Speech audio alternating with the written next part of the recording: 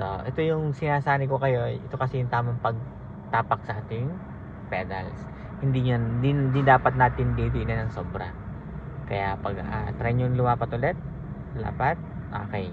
Hindi nyo didiin na, kundi nakalapat lang sa ating talampakan yung ating pedals. Gas, okay, brake, gas.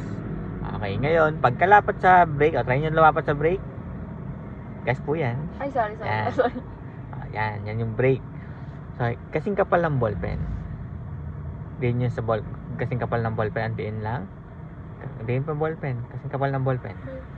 Kasing kapal lang, diin nyo ng kasing kapal ng ballpen. Yan, okay na yan. Okay, tanggal nyo po ulit. So, lapat nyo lang, then ballpen. Okay, sa kabila naman, lapat sa gas, then ballpen lang. Yan, diba? Sakto sa 2,000 RPM o yung 1,500 RPM. So, ganun yan.